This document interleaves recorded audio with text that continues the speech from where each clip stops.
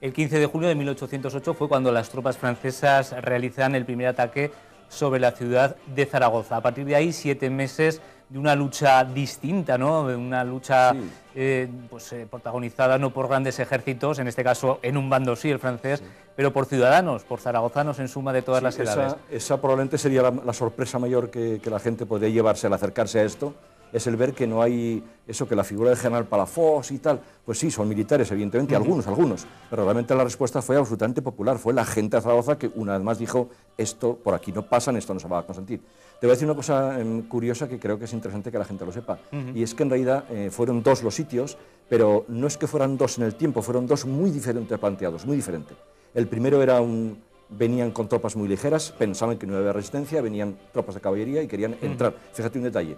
Vinieron el 15 de junio, como has dicho, que era miércoles. El jueves era el Corpus, y ya hicieron planes para celebrar el Corpus dentro de Zaragoza, o sea que la sorpresa del golpe no venían preparados. Sin embargo, el segundo sitio fue terrible. El segundo sitio vinieron nada menos que 5 mariscales contra Palafox, 5 mariscales, veteranos de Europa, y fue un cerco hermético, asfixiante, o sea, un cerco en toda regla. El primero fue, pues bueno, una serie de combates en una especie de trinchera curva, que era el perímetro de la ciudad, pero no exactamente un cerco. Eso es curioso, lo señalo, que además en el documental se ve muy bien, lo han hecho muy bien y se ve muy bien. Lo veremos con interés, pero nos gustaría, Santiago, un poquito que nos situases. ¿Qué momento vivía España en aquel inicio del siglo XIX, en aquel 1808? ¿Quién luchaba contra quién? ¿Por qué Napoleón pasaba por aquí? Muy brevemente, porque el tiempo, como siempre, apremia. Me sonrío porque es que no voy a poder evitar al final, el último, poner una pasión muy zaragozana. Te voy a decir, en aquel momento Napoleón tenía toda Europa en sus manos, y de alguna forma le había ido dejando para el final España, pues porque la creía militarmente menos interesante y no sé cosas, hasta que en su afán de dominar Inglaterra vio que España comprendió que tenía muchas playas, y entonces la posibilidad de que desembarcase dijo, bueno, pues ahora allí voy. Y en efecto hizo todas aquellas maquinaciones con Carlos IV y todo eso, quitando al rey para poner a José I, Pepe Botella, etcétera. Y entonces, pues sencillamente, el pueblo se hartó en un momento determinado, se hartó en un momento político delicado, económico delicado, y esta especie de osadía y desplante francés, pues hizo el estallido famoso del 2 de mayo de Madrid, que fue brutalmente aplastado. Y claro, con eso aplastó toda la resistencia, porque Napoleón se había preocupado de quitar los ejércitos de España. Entonces, por eso te quería decir lo de la pasión zaragozana. Cuando España quedó de rodillas todavía aturdida y asustada por la tremenda reacción francesa contra Madrid, contra la capital, oye, la única chispa que se mantuvo fue Zaragoza. Zaragoza fue la única que mantuvo, y ese reguero de voz corrido, Zaragoza resiste, fue el que fue trayendo aquí gente hasta que llegara a reunir 40 o 50 combatientes, que fueron los que dieron semejante elección. Pero fíjate que en un momento determinado la llama la mantuvo Zaragoza, y eso me enorgullece decirlo y que la gente lo sepa. Se le nota a Santiago la pasión. Muy divertido, Paco, por supuesto, estás más que autorizado para también comentar lo que desees con nuestro invitado. A mí me gustaría preguntarle a Santiago cuál fue el detonante, el desencadenante para que los zaragozanos perdieran o perdiésemos el segundo sitio. Bueno, es que realmente no había otra posibilidad, que teníamos que perderlo, porque las tropas esta vez habían hecho la distribución militar muy bien hecha, y nosotros estábamos en aquel momento aislados. Había un ejército combatiendo por Valencia, pero por las montañas, otro ejército combatiendo por La Coruña, pero muy disperso, y otro por el centro de Andalucía. Estábamos en una situación muy mala. Entonces tratábamos de ganar tiempo, trataban de organizarse en otras partes para auxiliarnos, pero no había posibilidad. Entonces eso, unido a una escasez de alimentos, teniendo en cuenta que era entonces invierno, el primer cerco fue en verano, el segundo fue en invierno, y luego que el mariscal Lannes cortó los suministros de agua, sus bombas fueron incendiarias con el fin de crear el caos, y bueno, el hacinamiento que provocó una enfermedad terrible, la pesta, como sabes. Pero te voy a decir una cosa, que eso también es importante saberlo. No te creas tú que a ellos enfrente les fue mejor. Ellos tenían igual de frío que nosotros, pasaban igual de hambre que nosotros, y sus hospitales, su hospital de campaña, que era el de Alagón, estaba tan atestado que en algún momento, fíjate lo que te digo, en algún momento cuando los heridos estaban ya en una situación que no iban a pasar la noche, vivos, los tiraban literalmente por las ventanas para traer a los otros que podían ser operables. O sea, el caos francés también fue tremendo, Por cierto, esto no aparece en el documental. Y digo esto porque, aunque fueron 7 meses de contienda aquí en Zaragoza, da para mucho. No da para un documental la Guerra de Independencia, o la Guerra de los Sitios. Da bueno, pues para 14, para 20 documentales, ¿no? Hay cosas, quizá haya sido uno de los aspectos más complicados a la hora de afrontar esto, ¿no? Condensar, qué quitas, qué pones, qué excluyes, ¿no? Y de hecho con Santiago hemos tenido más de alguna discusión por haber quitado algo, ¿no? O por haber puesto, en fin, no podíamos, eran casi 30 minutos bueno, y hemos intentado hacer un esfuerzo. Es que es lógico, en una campaña militar completa pues hay un inicio, unas operaciones, pero aquí en realidad era un combatir cada día un poco, apagar ese fuego, el fuego de ese combate. Entonces el día 14 se combatía en tal sitio, el 15 en tal sitio, el 16 en tal sitio, aquí el héroe fue este, aquí la heroína fue esta otra. Entonces, pues, ¿cómo vas a seleccionar si fueron igual de héroes y de gigantes unos y otros?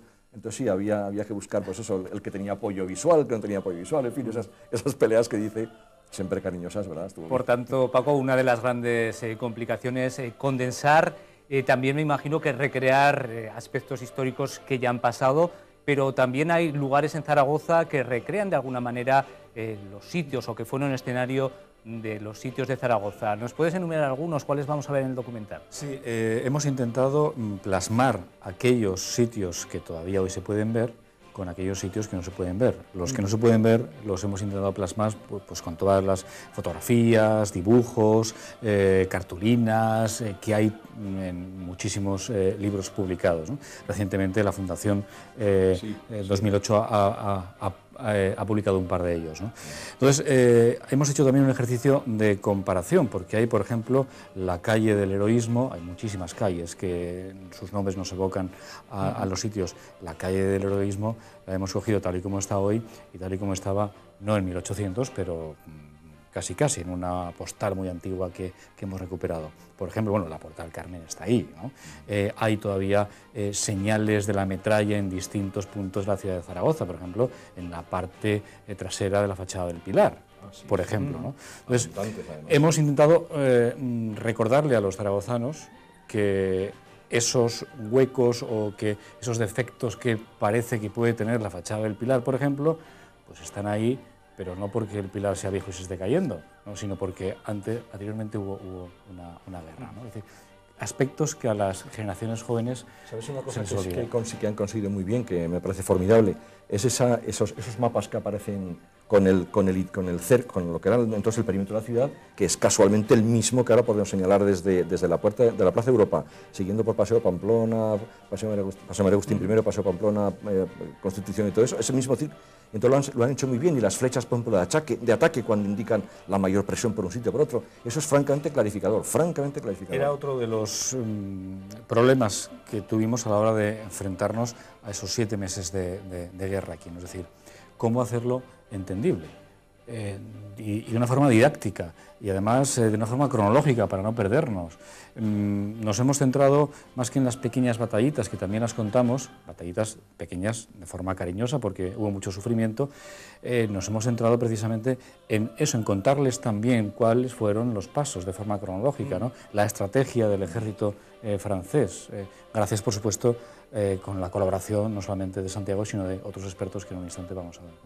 Es que hay un detalle pequeñito me gustaría añadir, un detalle, y es que fíjate, para que veas la importancia primero del objetivo y del estratega que desde lejos lo llevaba, Napoleón se hacía llevar planos de los avances cada 3 días. Es decir, 2 jinetes por semana iban a su encuentro a decirle, así está el plan de Zaragoza. Y él corregía sobre la marcha, decía, este es el punto débil, este es el punto débil. De forma que de alguna manera esa estrategia que era de penetración, buscó el sitio más débil, que era Santa Encracia entonces, donde están ahora los pinchos estos del monumento a la Constitución, aproximadamente, ese era el punto más débil porque era un saliente de la ciudad que no tenía defensa posible por los lados, entonces y ahí fue entrando, penetrando, y eso se ve muy bien y que hoy acabaron llegando a la Plaza de España y bueno, pues acabó. Bueno, pues lo mejor que podemos hacer es verlo, luego habrá un instante para comentar un poquito del documental. Es, como digo, todo un lujo estrenarlo aquí en Espacio Abierto. Paco, gracias por permitirnos disfrutar de este episodio. Les dejamos con él, los sitios de Zaragoza. Esta tierra es Aragón.